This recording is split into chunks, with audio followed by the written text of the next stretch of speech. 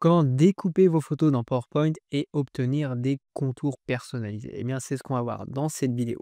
Si vous aimez ce genre de vidéo, je vous invite à liker la vidéo et à vous abonner à la chaîne YouTube. Alors, on se retrouve donc sur notre interface PowerPoint.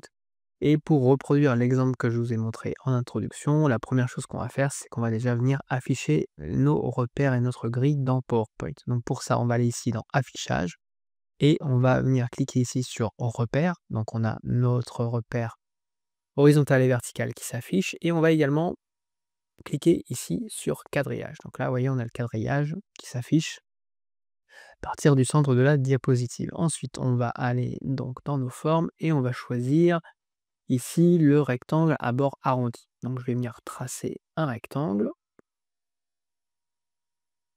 comme ceci. Et maintenant, ce qu'on va faire, c'est qu'on va aller dans format de la forme et on va cliquer ici sur modifier la forme. Et là, on va cliquer sur modifier les points. Ça va nous permettre bien de déformer notre rectangle à bord arrondi.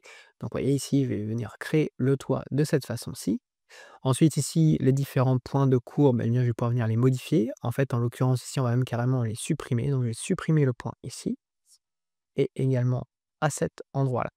Du coup, ce que je vais faire maintenant, c'est que je vais donner un petit peu plus de courbure ici à mon angle. De cette façon-là, je vais faire la même chose de l'autre côté. Vous voyez, d'où l'utilité d'afficher le quadrillage, ça nous permet d'avoir des repères un petit peu plus précis. Et on va également ici venir, voilà, égaliser nos différents, nos deux côtés du toit. Voilà.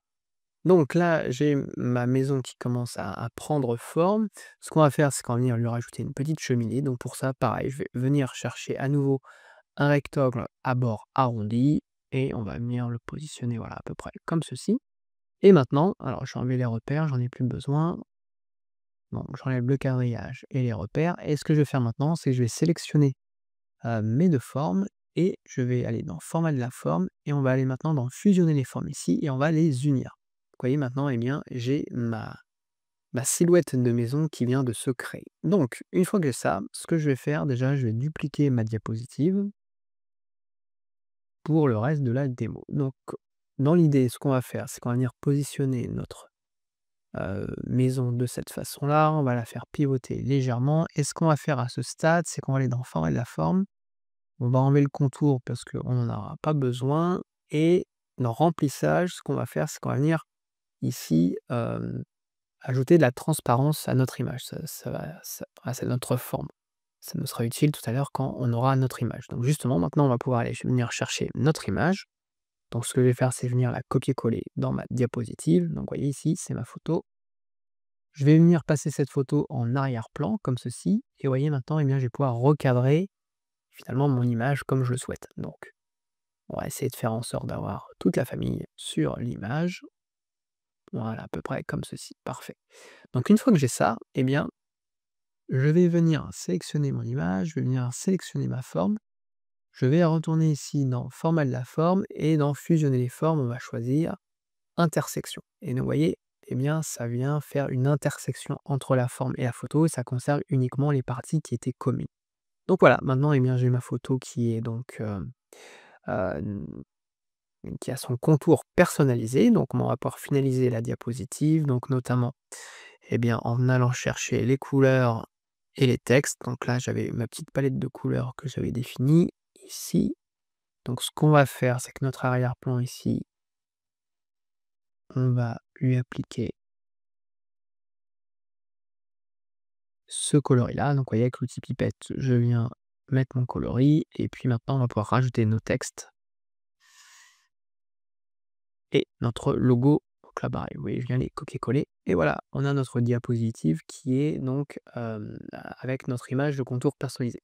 Donc vous voyez, ça, ça peut fonctionner comme ça, donc ça fonctionne même très bien comme ça. On peut également avoir une petite variante par rapport à cette technique-là, c'est ce que je vais vous présenter maintenant. Donc ce que je vais faire, c'est que je vais faire une nouvelle diapositive. De la même façon, je vais venir ici rechercher ma maison, on va faire les mêmes, démarches qu'on a fait au démarrage.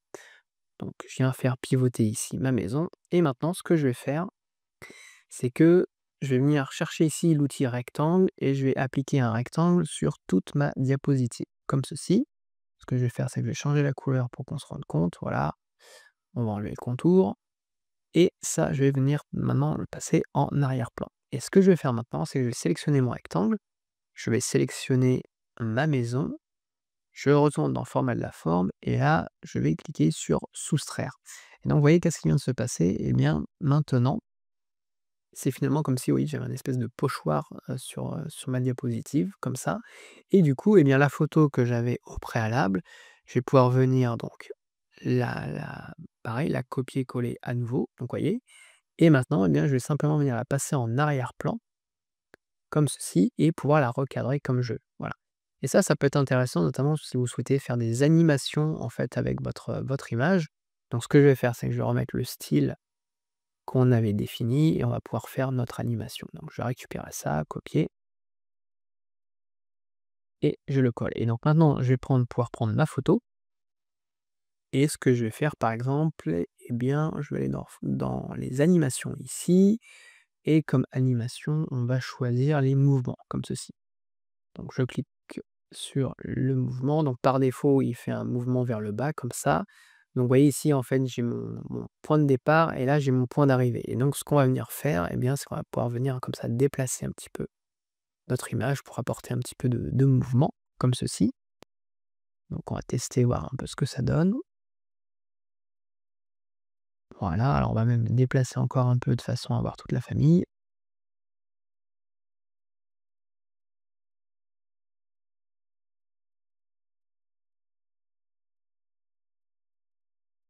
Voilà, comme ceci.